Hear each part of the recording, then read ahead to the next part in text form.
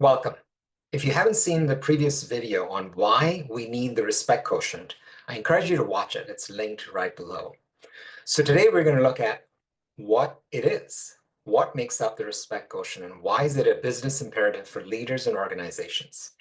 Let's take a look at that.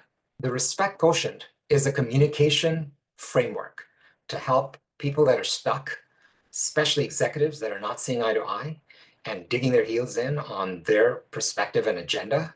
This is a fantastic way, if they're willing, for them to truly take it step at a time. Because I believe once there's true respect, there can be a change that can impact them, but even more importantly, their organization. So today I'm going to take you through each of these steps to explain why it's so critical to take it step by step. I'm Bakshi. I'm a global leadership development and company culture consultant where I help organizations engage both their executives and their people so they may thrive. So in order to have true trust, and I believe respect comes before trust, we need to recognize that every single one of us are different. The E in respect is empathize. It does not at all mean be soft and agree, even though you may disagree. Time is one of our greatest resources. Create spaciousness. Perhaps it's a walk, perhaps it's a meal, but don't lock yourself into just 30 minutes. Even an hour probably is not enough, depending on what you're trying to solve for. Once each individual has had a chance to be heard and share their perspective, which is the recognize, empathize, and have spaciousness, RES part of it, the PECT is actually, again, done 1% at a time, but where you're getting to solution, where you're looking on ways to bridge divides. And that's also a co-created process.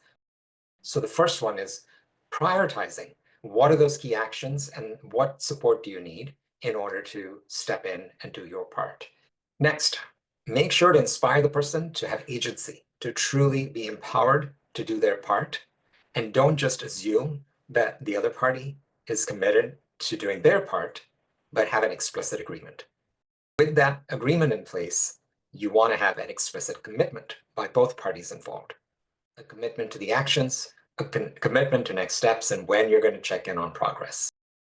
The T is have a conversation around how you're going to take this transformational change you've just experienced, because my assumption is you have made progress and change.